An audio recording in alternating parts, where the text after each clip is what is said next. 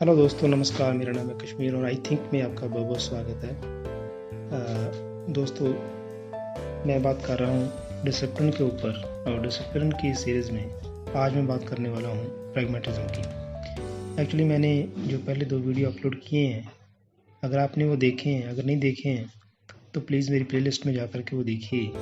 उनमें मैंने बताया है कि कैसे जो नेचुरलिज्म है और आइडियलिज्म है ये कैसे एक डिसिप्लिन को प्रभावित करता है। तो आइडियलिज्म और नेचुरलिज्म के बारे में अगर आप ज़्यादा जानना चाहते हैं तो प्लीज़ उस वीडियो को आपको देखना पड़ेगा। तो प्लीज़ उस प्लेलिस्ट में जाइए और उसको देखने की कोशिश कीजिएगा। तो चलिए दोस्तों, आज शुरू करते हैं कि एक्चुअली प्रैग्मेटिज्म होता क्या है और डिसिप्लिन के साथ कैसे जोड़े जाएं, डिसिप्लिन के बारे में इसका क्या व्यू है। तो चलिए शुरू करते हैं।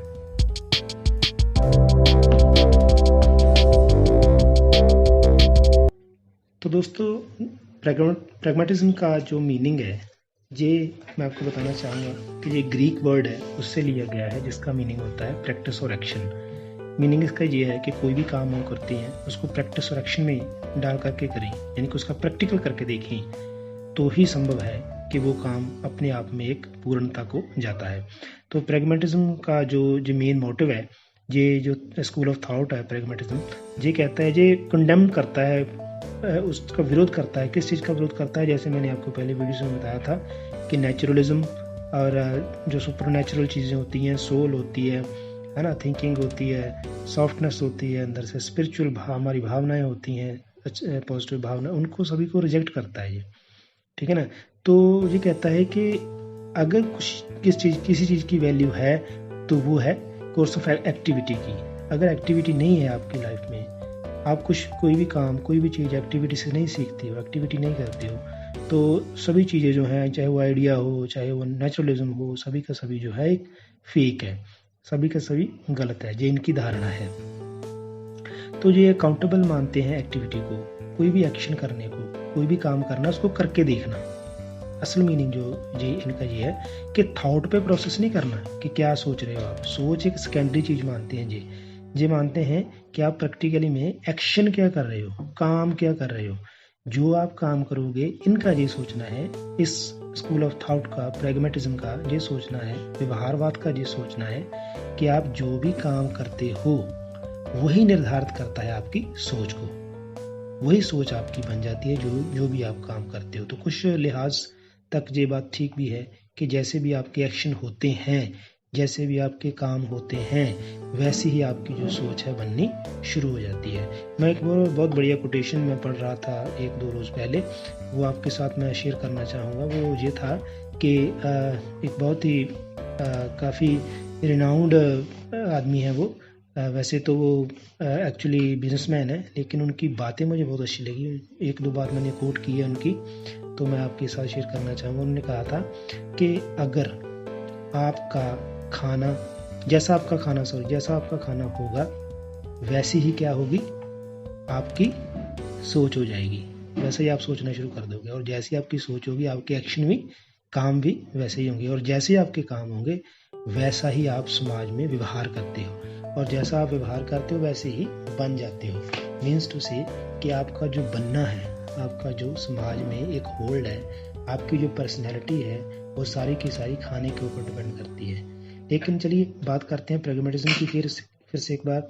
तो वो कहते हैं कि आपकी जो काम करने की वृत्ति है वो एक्शन पे डिपेंड करती है।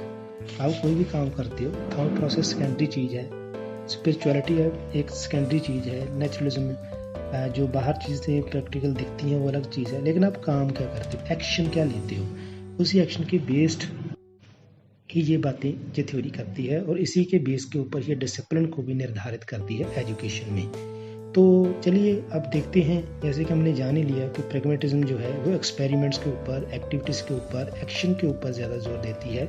बिहेवियरल सोच है इनकी, व्यवहारवाद की सोच है, कोई भी काम है वो एक्शन में ला करके करना है, थॉट प्रोसेस को एक साइड पे रख देना है, जो वृत्ति है नेचुरलिज्म की, आइडियलिज्म की, उसको एक तरफ रख देना है। इनकी सोच ये है, प्रैग्मेटिज्म स्कूल ऑफ थॉट ये कहती है कि आप कोई भी काम करते हो, एक्सपेरिमेंटेशन के ऊपर ही आपके काम होने चाहिए। अगर उसमें प्रैक्टिकल नहीं है, एक्सपेरिमेंटेशन नहीं है, तो कोई भी काम आपका थॉट प्रोसेस के अनुसार जो भी हो रहा है वो गलत भी हो सकता है, सही भी हो सकता है। लेकिन अगर आप एक्सपेरिमेंटेशन से करते हो, प्रैक्टिकल करते हो, प्रैक्टिस करते हो उस काम की, तो आप जान लीजिए कि आप जो भी काम करोगे उस वैसे ही थॉट आपकी प्रोसेस बन जाएगी और वैसे ही आपकी पर्सनैलिटी जो है वो बन सकती है। तो चलिए डिसिप्लिन के बारे में ये क्या कहते हैं, ये पॉइंट हम डिस्कस कर लेते हैं, जो हमारा मेन मोटिव भी है कि ये प्रैग्मेटिज्म जो है वे डिसिप्लिन के बारे में क्या कहता है, डिसिप्लिन कैसा होना चाहिए इनके अनुसार। तो सबसे पहली बात कर लेते हैं प्रैग्मेटिज्म डिसिप्लिन के बारे में। ये कहता है पहला पॉइंट कि जो भी पर्सन का, लर्नर का, पीपल्स का, सीखने वाले का मेंटल एटीट्यूड होता है, एक्चुअली जो मेंटल एटीट्यूड होता है वो कोई एक्शन लेने के लिए ही काम करता है। तो मेंटल एटीट्यूड को हमेशा ऑब्जर्व करना चाहिए और उसके अनुसार वो क्या एक्शन लेगा ये डिसाइड करता है कि डिसिप्लिन कैसा है, कैसे डिसिप्लिन में वो अपने आप को बांध रखेगा या बांधा जाएगा। तो वो जो प्रैग्मेटिज्म है ये कहते हैं स्कूल ऑफ थॉट वाले कि जो प्रोजेक्ट मेथड है, कोई भी प्रोजेक्ट बना करके प्रैक्टिकली कोई भी काम करवाना है, अगर बच्चे को सिखाना है कुछ भी, तो वो प्रैक्टिकल वे में हो।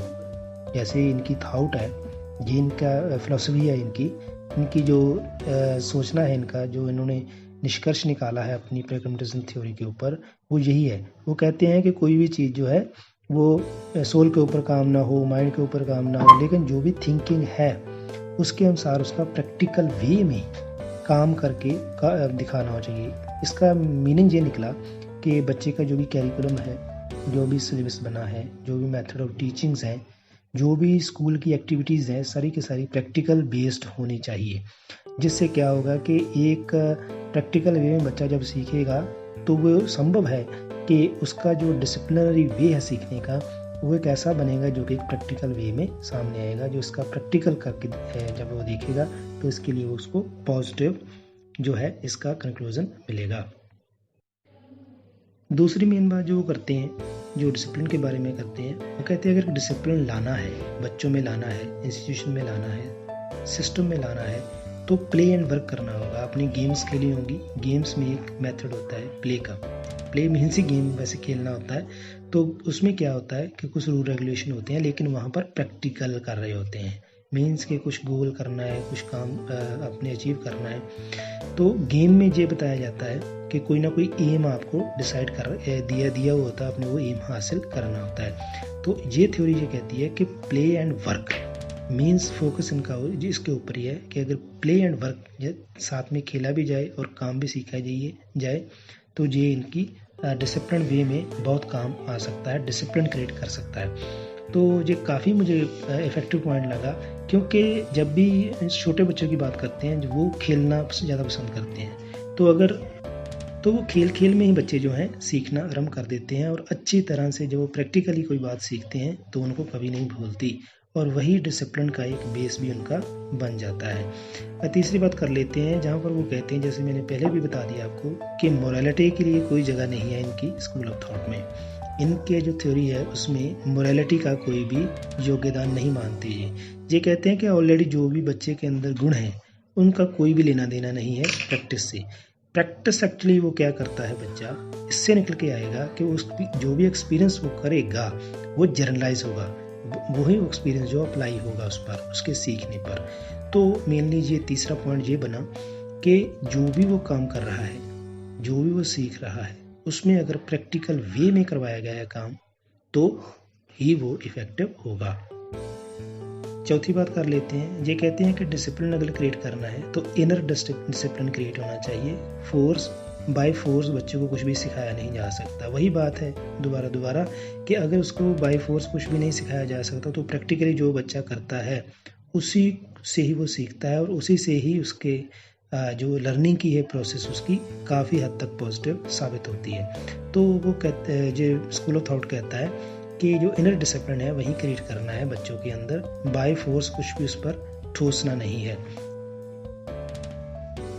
नेक्स्ट बात कर लेते हैं, डिसिप्लिन में वो कहते हैं कि रिवार्ड एंड पनिशमेंट की कोई भी जगह नहीं है। अगर वो प्रैक्टिकली कोई चीज़ सीख रहा है तो उसके लिए रिवार्ड है। अगर वही प्रैक्टिकल चीज़ जब वो कर रहा है, कोई भी प्रैक्टिकल काम, उसको नेगेटिवली उसने रिस्पॉन्स दिया, नेगेटिविटी उससे वो सीखी, तो नेचुरली वो दोबारा वो काम नहीं करेगा, ये इनका मानना है। तो रिवार्ड एंड पनिशमेंट की जहाँ पर कोई भी ज़रूरत नहीं रह जाती, अपने आप ही बच्चा सीखता है और अपने आप ही अपने लिए रिवार्ड और पनिशमेंट का जो है क्षेत्र अपने के लिए तैयार करता है। तो स्टैंडर्ड थिंकिंग ये है कि एक्सपीरियंस करवाना है बच्चे को, जितना भी हो सके लर्नर को, पीपल्स को एक्सपीरियंस करवाना है प्रैक्टिकल वे में, तभी उसका जो डेमोक्रेटिक वे है थिंकिंग का, डिसिप्लिन का, वो अपने आप ही उसका बेस बन जाएगा। दोस्तों लास्ट बात कर लेते हैं, जो भी काफ़ी इंटरेस्टिंग है। वो कहते हैं कि सोशल डिसिप्लिन मेंटेन करना होगा अगर बच्चे को कुछ भी प्रैक्टिकली आपने सिखाना है, कोई भी चीज़ आपने प्लेन वर्क में सिखानी है तो सोशली उसको बैक्ड बाय होना चाहिए। मीन्स टू से कि उसको सोशली जो है सामाजिक तौर पे जो है उसको पूरी सपोर्ट होनी चाहिए। जो भी काम किया जा रहा है सारी तरफ से उसको पूरी सपोर्ट होनी चाहिए, जो भी प्रैक्टिकल वर्क वो कर रहा है। इन फोर्स जब भी बच्चा कोई भी काम करता है तो अगर उसमें सोशली हिंड्रेंस होंगी, सोशली रुकावटें होंगी, तो वो कभी प्रैक्टिकल अपना सही ढंग से नहीं कर पाएगा, कोई भी चीज़ प्रैक्टिकली सही ढंग से वो नहीं सीख सकेगा और डिसिप्लिन कायम होना तो दूर की बात हो जाएगी। तो अगर डिसिप्लिन वे में उसको प्रैक्टिकल करवाया जाए तो डिसिप्लिन का एक ऐसा स्वरूप सामने आएगा कि वो हर चीज़ जो है प्रैक्टिकल बेस के ऊपर करना चाहेगा, और जब वो प्रैक्टिकल बेस के ऊपर सब कुछ करना चाहेगा तो एक ऐसा डिसिप्लिन क्रिएट होगा जो सभी तरह के डिसिप्लिन की एक जो है सबसे ऊंची पवित्र जो है पॉइंट बनकर सामने आएगा। तो ये था दोस्तों प्रैग्मेटिज्म थ्योरी और ये क्या सोचते हैं डिसिप्लिन के बारे में। आई होप कि आपको वो पसंद आई होंगी। प्लीज़ मैं आपसे बार बार रिक्वेस्ट करूँगा कि अगर आपने मेरे पिछले वीडियो नहीं देखे तो प्लीज़ देखिए, उनको जाके लाइक कीजिए, शेयर कीजिए और सब्सक्राइब कीजिए मेरे चैनल को, बेल आइकन को दबाइएगा। तो दोस्तों ये वीडियो यहाँ पर समाप्त करता है। नेक्स्ट वीडियो तक आपसे इजाज़त चाहूँगा। आपका बहुत बहुत धन्यवाद।